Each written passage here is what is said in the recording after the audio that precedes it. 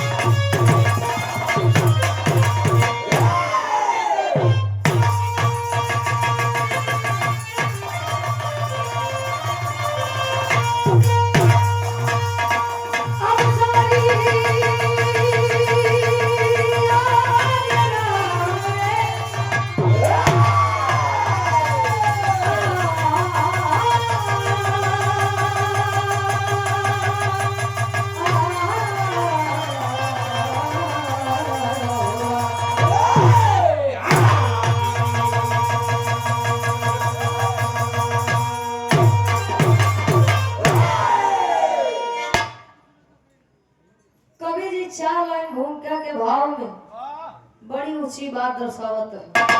कैसे?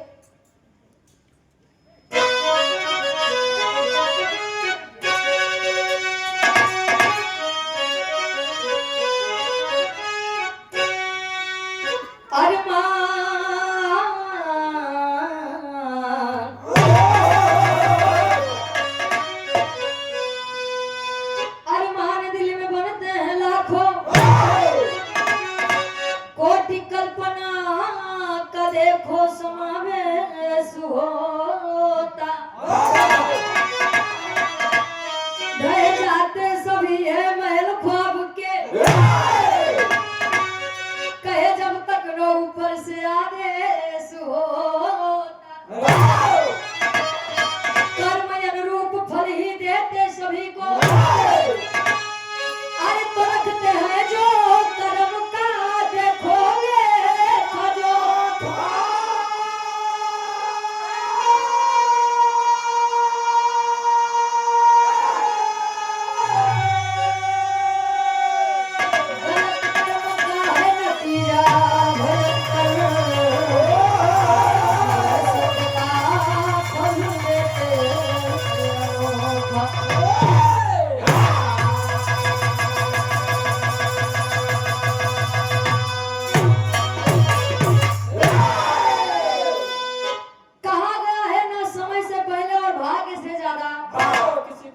किसी को कुछ नहीं मिला है। जब कोनो चीज किस्मत में नहीं लिखी है, क्या तनो हाथे आई जाए, लेकिन किस्मत में नहीं बा तो हाथ से आए खींच ली जाए। किस्मत में है ये ना बा तमीर का। कवि जी गजल के भाव में संकेत कर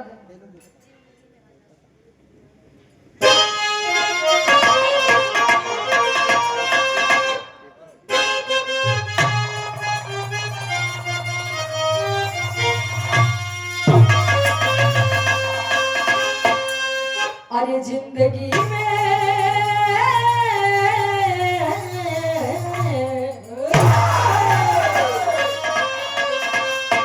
हमारे सामने बुद्धिजीवी लोग बैठे हैं, समझदार लोग बैठे हैं, हमसे ज्यादा देश दुनिया देखे आए आप लोग। भैया कहा केतनो या संसार में रिश्ता नाता जुगैले बनैले केतनो भीड़ में बैठा रहा, लेकिन जब यहाँ से जाए के पड़े अकेले आए है अकेले जाबे। लिखे कवि जी यही पे कैसे?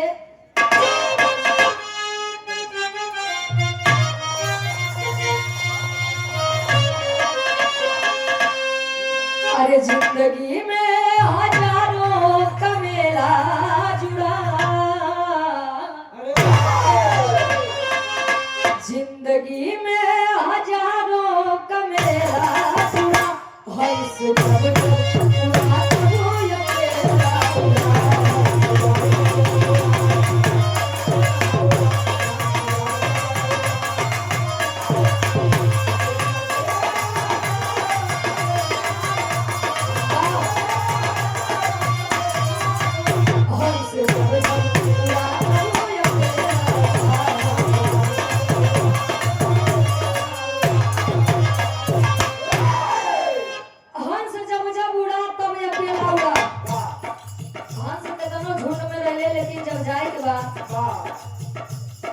केहू के मेहरारू लड़के बच्चा माई बाबू काम नहीं देते, ये तक अपन शरीर अपन साथ नहीं देते तो माई बाबू रिश्ता नाता के कहां से बात पे आवे। लेकिन भाव में कभी भी दर्शाओ कैसे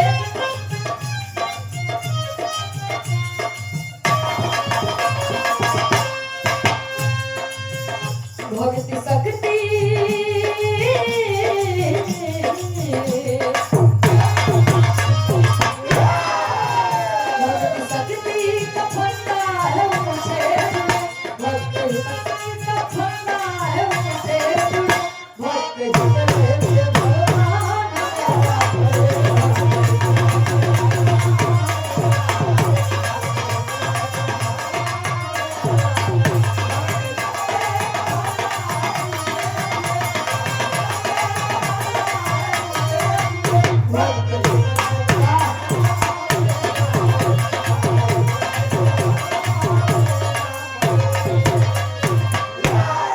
शक्ति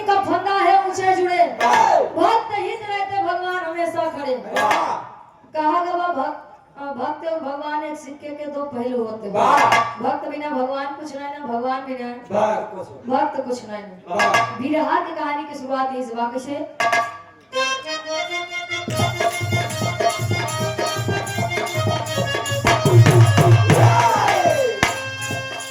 बचाता मौत के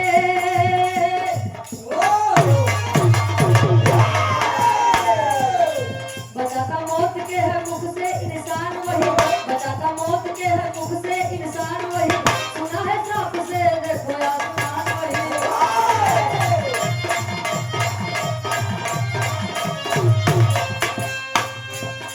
मस्ते भोले बाबा एक दिन भंग में, मस्ते भोले बाबा एक दिन भंग में, किया श्रृंगार तो वो सती के मन में है।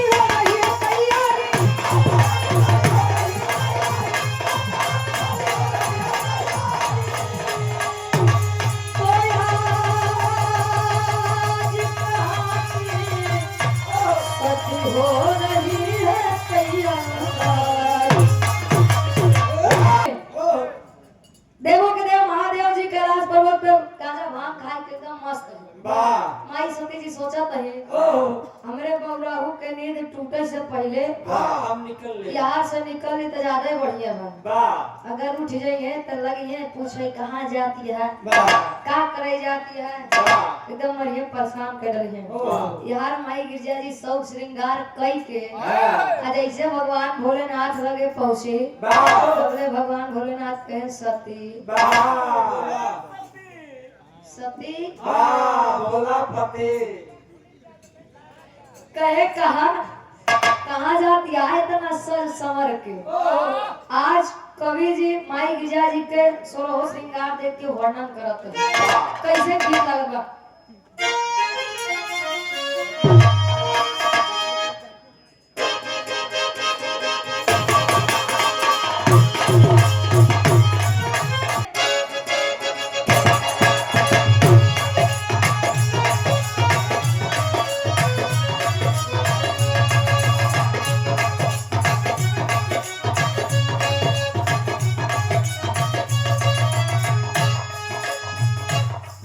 नायक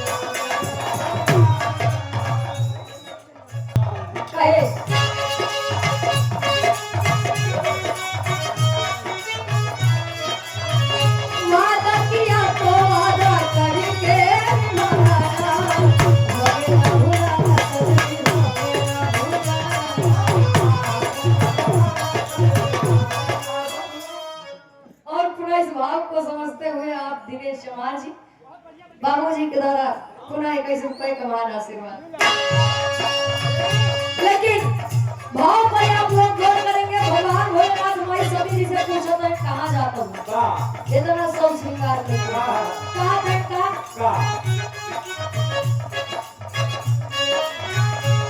सोहो श्रृंगार सजाया क्यों हमसे भेद छुपाया।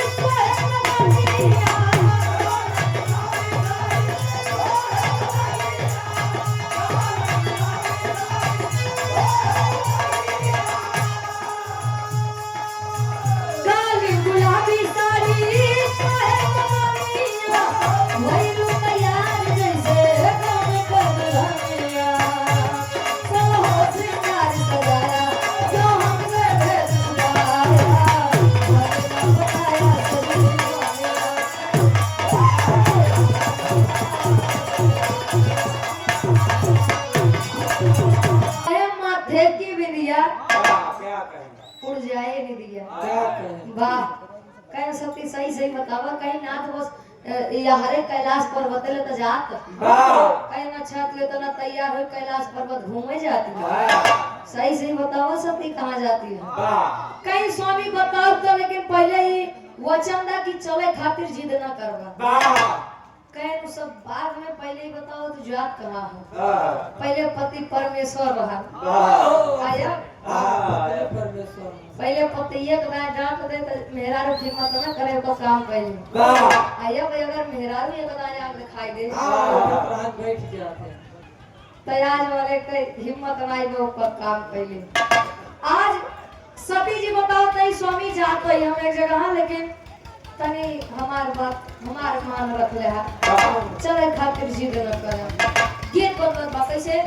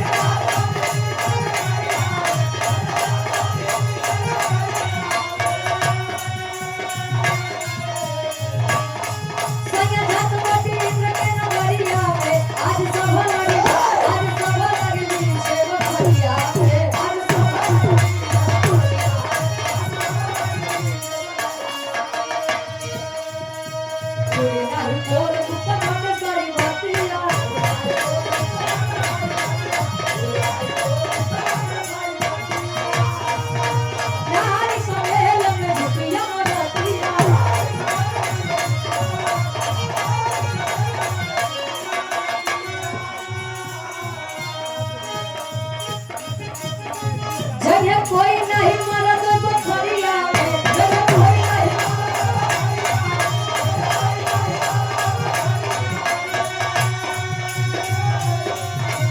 जगह कोई नहीं मरद पोखरिया में आज सफर लगी वीर से पोखरिया में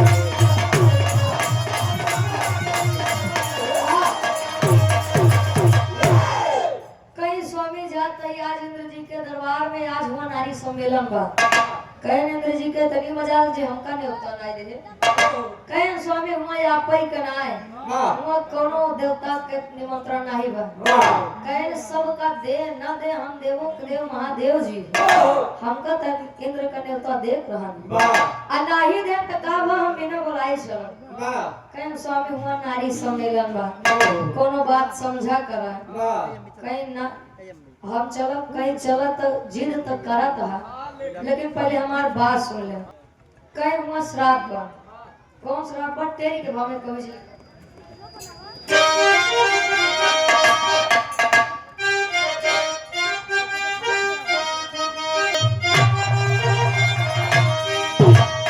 सती से दानी बतिया कहे अरे तो सती से दानी बतिया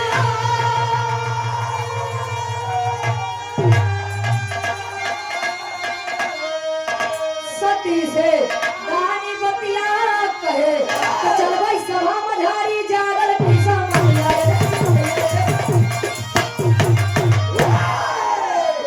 चल भाई सभा मझारी जागल किस्मतिया सती से रानी बतिया कहे सती हुआ तरह तरह के देवी है यहाँ कैलाश पर्वत पे हम अकेले जाबू हिया है एक काम करा हम ओक लिया चलो कहे स्वामी हुआ श्राप बा कि जे अगर मर्द हुआ आई जाए तब गर्भ धारण हो जाए यानी पुरुष के पेटे में लड़कियां नारद जी कहे नहीं कैसे श्राप बा कहीं स्वामी तू समझा तो नहीं है कहे का कहूँगा चलबा तो लड़के हो जाए जो काम हमारे ऊपर आप करना कहे सती सब पे हम भरोसा नहीं करी हम चलब यार जब समझाए सती जी थक गई नाथ न मानबा तो ठीक ही बा कहे श्राप बस सिर्फ पुरुष का एक काम करा भौरा के रूप बनाए हम अपने जुड़ा में लपेट के लिए आई के चलब वो करे बाद चल के वहाँ मनोरंजन कैले श्राप से बचो रहबा अब भगवान भोलेनाथ के भाई अलगई खुशी में जात कही आज हुआ तनी मजा उजा ले आई यार तोरे छोट सा रूप भौरा के बनाए गिरजा जी हुए एक छोट गजरा में भाई चोटी भाई गजरा यार जब एकदम बांध ले एकदम जब कसी के वजह उड़ा अबे निकली ना यहाँ सती जी तबले नाथ हे प्रभु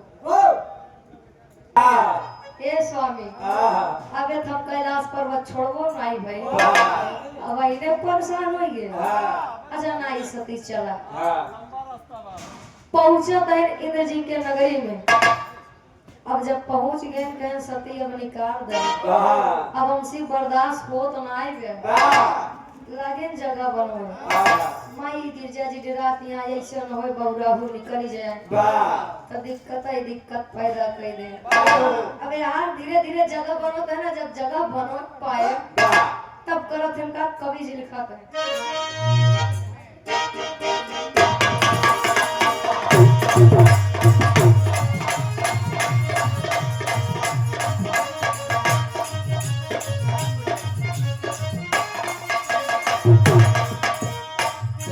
कवि जी का लेखनी बा भगवान शंकर का छोट सा रूप देते आ गई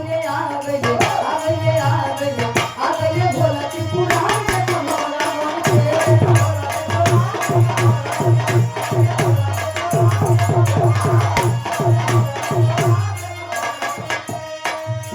मनवा कठोर है तलहार के भरोसे मनवा कठोर है तलहार के भरोसे आ गई भोला त्रिपुरारी के तुम्हारा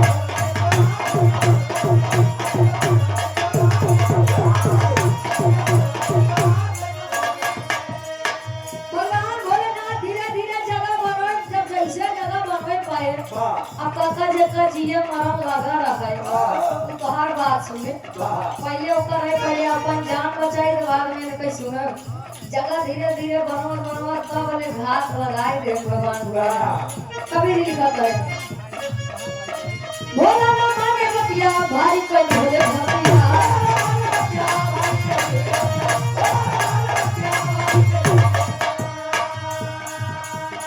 झूला से झूला से झूला से झूला से झूला से हो गई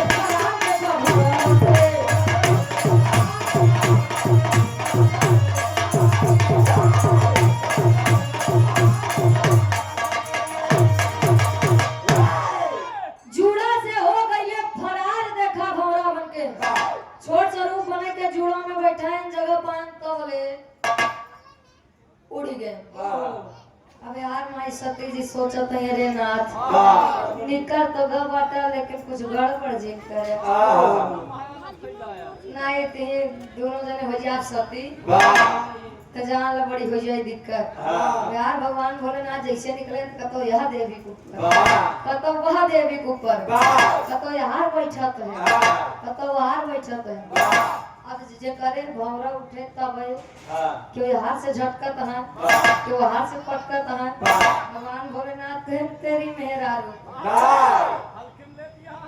अबे तू जानी न पाऊ हमके हां एताने तो भगवान भोलेनाथ बारे ताव खाते कतो भागे भी तो कतो मारे भी अब भाई लेकिन जोश में होश खोई दे वारे अपन जब विशाल रूप दिखाए महादेव वाला सब लजाई के भागे लगे बाप रे बाप भगवान भोलेनाथ यहाँ कैसे वो सब तो भाग गए लेकिन भवा का भगवान भोलेनाथ के हुए 9 महीना वाला 12 पोजीशन माई सती जी कहीं होई है दिखाई ले हम बड़का मरद बनत रहे दिखाई ले हम माई सती जी बिगड़त नहीं कैसे भापट के भाव में कवि जी लिखा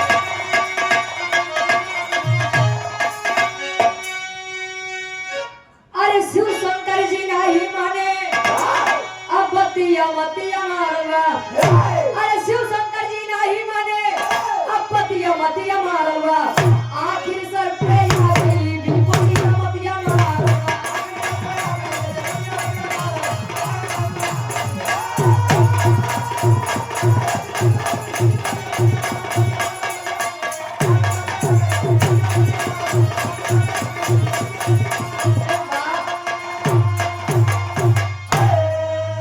तो बिना किसी मेहनत के अब किसा सोच मसाला हो बाढ़े लागल पेटवा सूखे साथे बड़ा कसाला हो अरे तो चिंता में शिव काटे दिन रतिया मतिया मारवा अरे तो चिंता में शिव काटे दिन रतिया मतिया मारवा आखिर सर पे आ गई विपतिया मतिया मारवा बिना किसी मेहनत के पिसा गईले सोठ मसाला हो बाढ़े लागल पेटवा शिव के साथे बड़ा कसाला हो काहे सती अब जौन होय करहान तवन भवे भा एक काम करा चला या मसाला उसाला है पीसा लड़के एकदम स्वस्थ होय चाहिए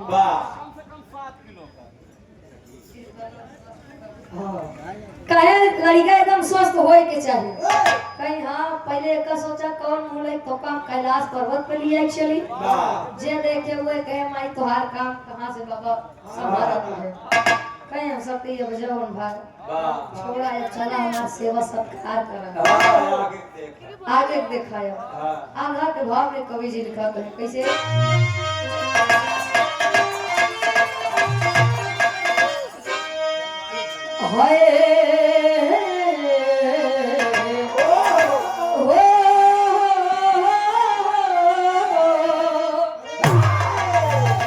कसुर नार मुनि करते जे कर भजनिया बाबू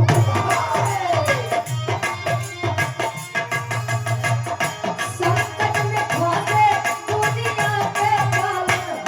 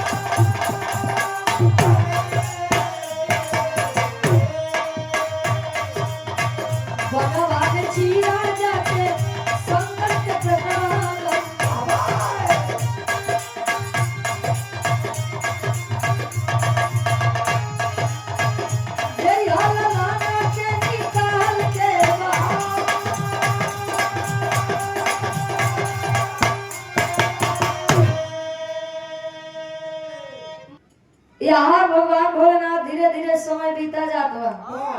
3, 6, 9 जब धीरे धीरे 12 महीना बीतागा 13वां लाग गया। सती जिसका है सती अब फटे सती अब कैसे हो बतावा। देखा था 9 महीना बीता 12 बीत गया 13वां लाग गया। कहीं ना तो हमका का पता। एक तो पहला पुरुष ऐसा है जो गर्भवती है। गर्भवता हाँ पता तो कहीं लेते भैया। कहीं ना हमका का पता। एक तो पहला पुरुष ऐसा है जो पेटे में लड़किया बा। अब ओका हम का बताई। जब कहत रहे नाथ जिन चलत बड़का बनत रहा वीर। अच्छा लियाऊ गए तो हुआ का जरूरत रही मैदान की दिखावे के। रचे बर्दाश्त नहीं पी सकत रहे। कहे न सती ताव में होई के जो भैया। कहे तब तरह का जा कहे ने काम करा जा विष्णु जी लगे। विष्णु जी से सारा उपाय पूछ के आवा। हमारे अब जान उद्धार करन आई तब जान ही ले। अब यह पेटे के साथे जीवन न्याय व्यतीत। सती जी जात ही विष्णु जी लगे। विष्णु जी सारी बात समझाए गए। गिरजा जी एक काम करा जाए कि एकांत वन शांत जंगल में शंकर जी के पेट चीर के लड़कियां निकाल के बाहर कह के वहीं बहाई के चली आओ। एक कजी सोचो कि मोह माया दिखाई के लड़कियां लेके चलिए ना बड़ी बदनामी हो जाए। कहीं लेकिन प्रभु हमारे स्वामी ठीक कैसे हुई है। कहीं तो सबसे छोटकनी अंगुरी में अमृत रस बा। अमृत रस काट के अगर गिराए देबो तो पहले जैसे एकदम ठीक हो जाएंगे। ऑपरेशन का पहले चलत रहा। बस पहले पेट चीरे रहा।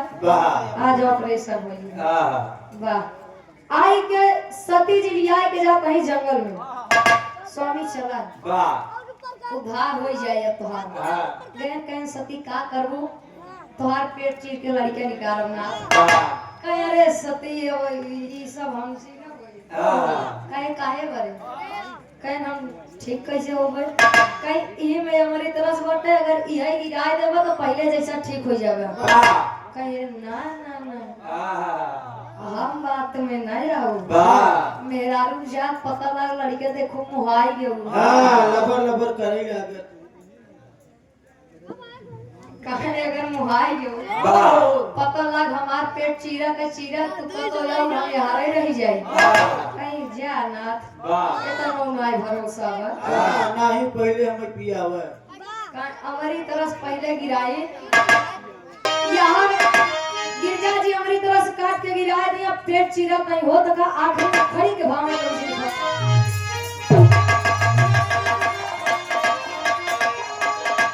अरे तब पेटवा चीर दिहली। अरे पेटवा चीर दिहली सती जी कानन के भीतरी। अरे पेटवा चीर दिहली सती जी कानन के भीतरी। तरखरी छुपा के ललना भेद न जाने।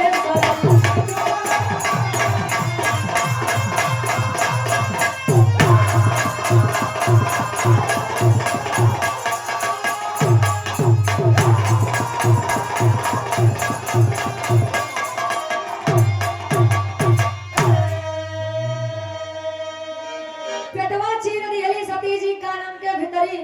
रखली छुपा के ललना भेद न जाने सगरी।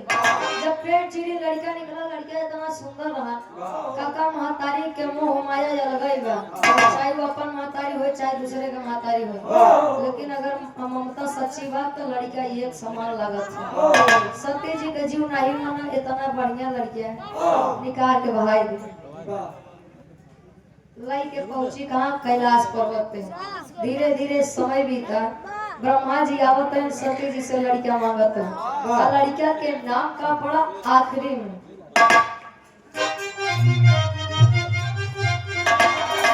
ब्रह्मा के दे दिहली सती जी लाला नारद पाला नाम लेकर जाने ला जहां।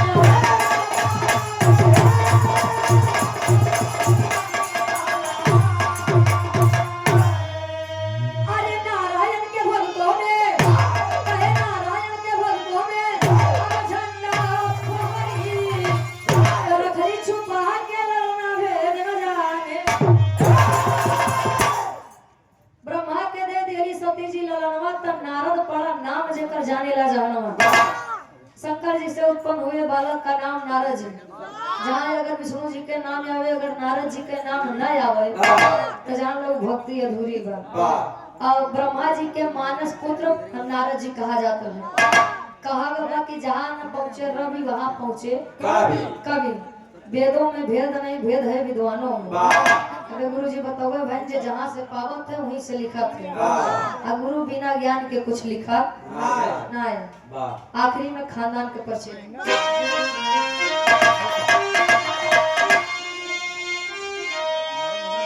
गुरु बिहारी गुरु गणेश गुरु रामलाल गुरु का